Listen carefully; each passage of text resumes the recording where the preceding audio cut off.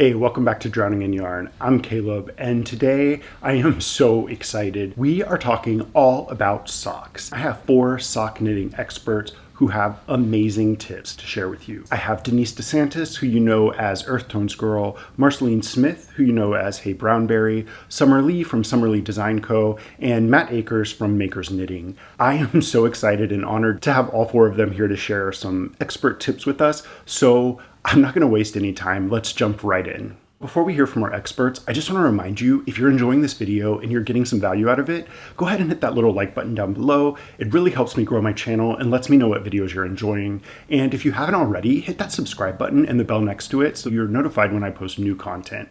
So my first tip is from Denise, who you may know as Earth Tones Girl. She wants everybody to love knitting socks as much as she does, and that's a lot. She has the No Fear Sock Knitting class here on YouTube. She also teaches with Vogue Knitting Live. Check out the Vogue Knitting Live virtual schedules as they're coming up, and you might find her class, and you could take a live class with her, which would be awesome. So here is an amazing tip from Denise. Hi everyone, Denise here, also known as Earth Tones Girl, and my sock knitting tip for you today is how to avoid ladders when you are knitting your socks. So many sock knitters complain about getting that really annoying space between stitches at an intersection when you change your needles. This can happen with double pointed needles, 2 circulars, or magic loop with any of those methods, but there's a really simple trick that you can do to avoid that. It's one of 2 steps. 1, pull your yarn a little tighter when you go into the first and the second stitch at the beginning of a round, or whenever you come to an intersection if you are using double pointed needles. And also you want to make sure that the needle you just finished using or the cable from the needle you just finished working with is tucked under, just like this. You don't want it to be above, you want it to be tucked under the needle that you're about to start knitting with. And that will guarantee you no more ladders on the edge of your sock. Nice and clean. Happy sock knitting, everybody. When I first started knitting socks, I was so worried about getting ladders, and I wish that I had that tip when I started. So next up, I have an amazing little tutorial from Matt Akers.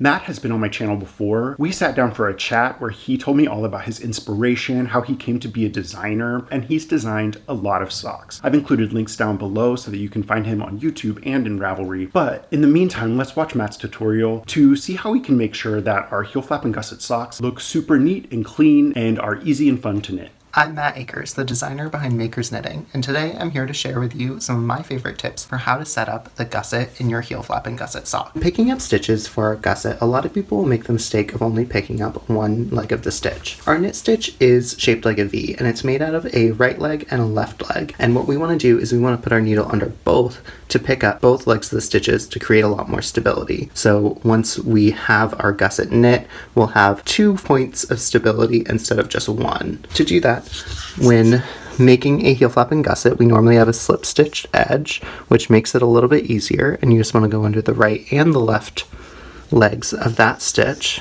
and just pick up stitches as you go. So you just want to come under the right and the left leg of the stitch and knit that, and you can see that that creates a really nice edge here for your gusset. So now that I've picked up all the stitches that I need for my heel flap and gusset, what I'm actually going to do is for the first round, I am not going to do any decreases. I'm actually going to knit every picked up stitch through the back loop. By knitting through the back loop, we're actually going to be twisting those stitches, and I find that it really just gives a nice finished look to everything because it tightens everything up. So I'm just going into the back loop of all my picked up stitches and just twisting them. And as you can see, that creates a really nice finish for the connection between your heel flap and your gusset. And so I will knit all of these through the back loop, and then I'll knit my front needle as normal, and then again on my other side of the gusset I will knit those through the back loop. Now that my gusset is all set up, I'm just going to continue working the sock as written, and I hope that these tips helped you.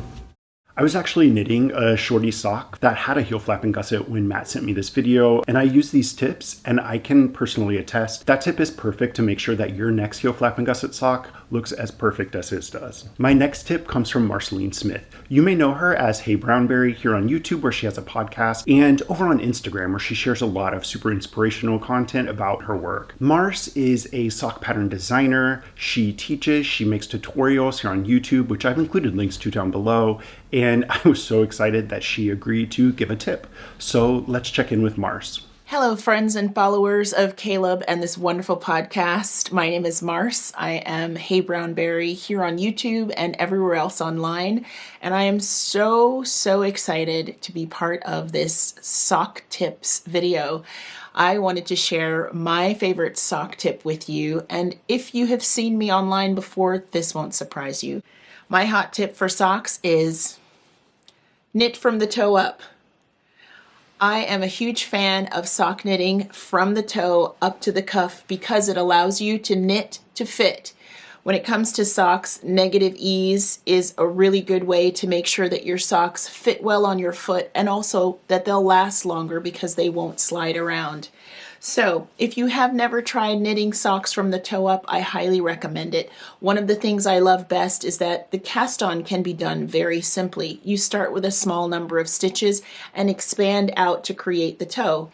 While you're doing that for 1.5 inches or 2 inches or more, you can use it as a sneaky swatch, meaning knit a little bit of the sock toe, and as you're increasing, you can measure your gauge in the area of the toe, and that will tell you if the needles that you're using are going to give you a nice dense fabric. A denser fabric with socks is usually the best way to go. So whether you like shorty socks or you like to knit them a bit longer, knit to fit by going from the toe up. I'm happy to share resources with you, and I'm sure Caleb will provide some resources for knitting from the toe up as well. And happy sock knitting. I love knitting socks both top down and toe up, but I found knitting them toe up was super easy when I first started out. And if you don't know how to do that, check out the links down below for some of Mars's tutorials and all of her sock patterns. You may find something that really helps you get over that little bit of fear that you have about knitting a toe-up sock. So next I have a tip from Summer Lee from Summer Lee Design Co. If you've been watching my channel for a while, you know that Summer Lee has designed some of my favorite socks. I've knit multiple patterns from her and they're all super well written and super easy to follow. I've included links to her channel down below as well as her patterns, and she will give you a tip on how you can become the best sock knitter that you can be. Hey, this is Summer from Summerly Design Co. I'm coming to you from my demolished bathroom because that's where I've got the best light right now, so just ignore all of this. Caleb invited me to share my best tip for getting really good at sock knitting.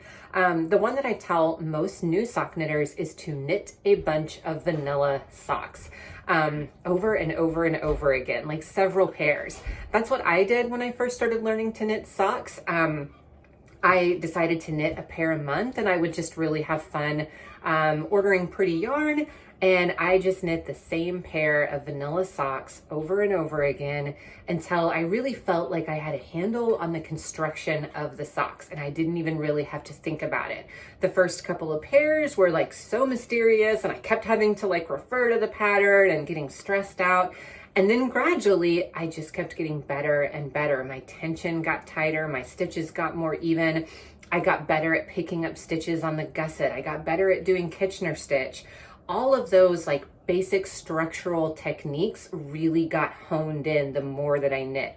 And once I knit several pairs, then I felt confident to tackle pattern socks, color work, lace, cables, things like that. So I would definitely say that that's my number one piece of advice is when you're first starting out, knit a bunch of plain vanilla socks. And either way, you get stuck with a gorgeous squishy pile of really pretty socks and yarn that makes you really happy. So it's a win. Like it's a lot of fun. It's relaxing. It's something you can do while you're watching TV or when you're out and about and you're, waiting at your kid's piano practice or whatever. But it definitely made me a better sock knitter.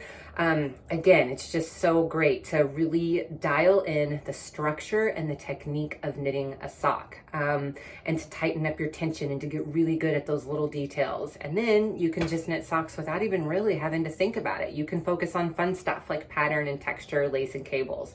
So those are my tips.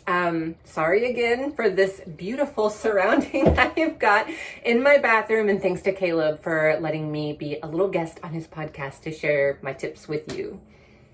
I think that tip from Summer is so smart. When I first started, I knit a lot of super easy socks, simple socks, and that really did help me to hone in on my skills, to know my gauge, and to know how I like to knit them. It really helped me become a better sock knitter, and I'm so glad she gave that tip. So those are all the experts that I have, but I can't leave without giving you a tip of my own. My tip is, if you're knitting a sock with a forethought or an afterthought heel, if you look at your pattern, you'll see that your toe and your heel are going to be knit using almost the exact same instructions. So once you knit one, you know exactly how long the other will be. So when I knit a forethought heel sock, where I put in some waste yarn that I'm going to come back and pick up stitches from at the end to knit my heel, I stop about halfway through the foot after I've already placed my waste yarn.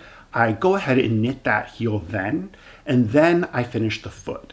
Because the toe and the heel are constructed exactly the same, I know exactly how long my toe is going to be so that I never knit the foot too long. Also, it's great because that afterthought or forethought heel suddenly becomes not the last part. When I finish that toe, I'm done.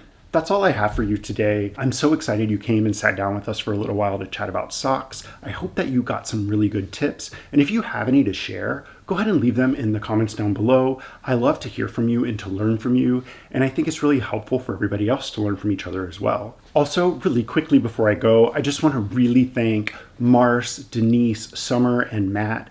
Those tips were all amazing, and I am so appreciative that y'all joined me for this video, and I hope you all got a lot out of that. If you did, go ahead and hit that little like button down below, and if you haven't already, hit the subscribe button and hit the little bell next to it to get notifications when I post new content. Until next time, I hope you enjoy your sock knitting, and I will see you later.